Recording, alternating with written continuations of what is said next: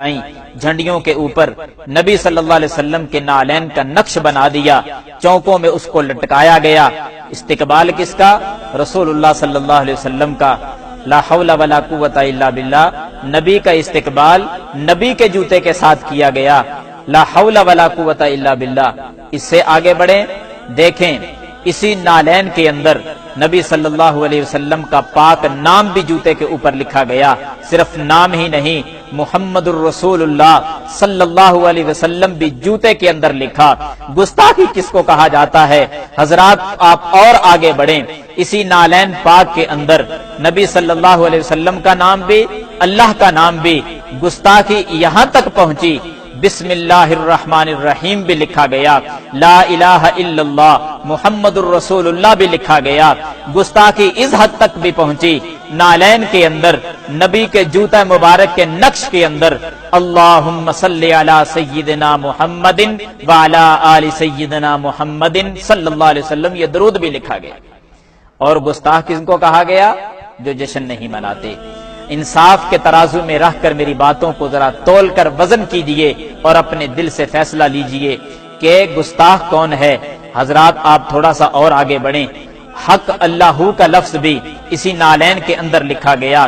گستاخی اس حد تک پہنچی کہ خوشی مناتے مناتے اپنے حواس بھی کھو بیٹھے، گاڑی پر بینر لگائے گئے جس پر الصلاۃ والسلام علیک یا رسول اللہ صلی اللہ علیہ وسلم کا لفظ لکھا گیا۔ جوتے پہن کر اوپر چڑھ گئے اور اسی الفاظ کو، رسول اللہ صلی اللہ علیہ وسلم جیسے پاک الفاظ کو اپنے پاؤں کے نیچے روند ڈالا۔ لا حول ولا قوت الا باللہ۔ گستاخی کس کو کہا جاتا ہے؟ حضرات اگر آپ تھوڑا سا اور آگے بڑھیں، گستاخی اس حد تک بھی پہنچی ہے کہ سینمے کے آگے بینرز لگا دیے گئے، اشتہار اس خوشی میں اوپر لکھا گیا جشن عید میلاد النبی صلی اللہ علیہ وسلم کی خوشی میں آج 4 شو ہوں گے۔ لا حول ولا قوت الا باللہ۔ کیک بنائے گئے، نام محمد لکھا گیا، لفظ اللہ لکھا گیا، پھر بڑی بڑی چھری اور چاقوؤں کے ساتھ اس لفظ اللہ کو کاٹ دیا گیا۔ پوچھنا چاہتا ہوں کہ لفظ محمد صلی اللہ علیہ وسلم کو کاٹ کر خود ہی کھایا گیا اور گستاخی کا دھبا کسی اور پہ لگایا گیا۔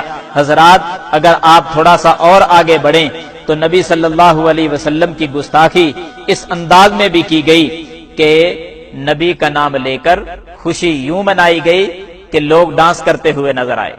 مرد حضرات گلیوں میں ناچتے ہوئے نظر آ رہے ہیں، اس لیے کہ نبی کا جشن منایا جا رہا ہے۔ نبی کے نام پر بے حیائی کو فروغ کیسے دیا جاتا ہے؟ لڑکیاں ناچنے لگیں۔ اس حد تک یہ گستاخی پہنچی، نبی کا نام استعمال کیا گیا، خوشی کا لفظ بول کر بے حیائی اس قدر بنت حوا کو بے پردہ کر کے چوکوں میں لا کر اس کو ناچ اور ڈانس اس سے کروایا گیا۔ حضرات بنت حوا کی عظمت تو یہ تھی کہ صفا مروہ کی سعی کرتے ہوئے بھی اسلام بنت حوا کو اجازت نہیں دیتا کہ وہ صفا مروہ کے درمیان وہ دوڑنے کی اجازت بھی اسلام نے نہیں دی۔ اس اسلام کے اندر آپ نے کس قدر گستاخی کی کہ بے پردہ عورتوں کو چوکوں میں لا کر اسے ڈانس کروایا گیا۔ گستاخی یہاں تک بھی پہنچی کہ نبی صلی اللہ علیہ وسلم کی گستاخی کرتے کرتے اللہ کی گستاخی پہ اتر آئے۔ کس انداز میں؟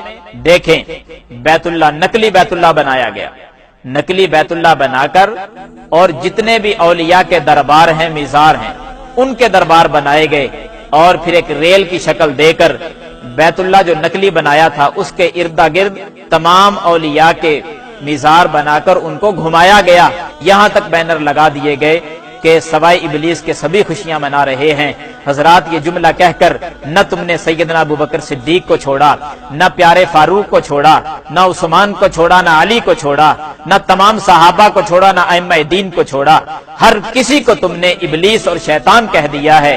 گستاخ پھر بھی وہ ٹھہرے جو جشن نہیں مناتے۔ فیصلہ تم نے کرنا ہوگا، انصاف کے ترازو میں رہ کر ذرا وزن کیجئے اور اپنے دل سے حق کا فیصلہ لیجئے کہ گستاخ کون ہے۔ اللہ تعالی ہم سب کا حامی و ناصر ہو۔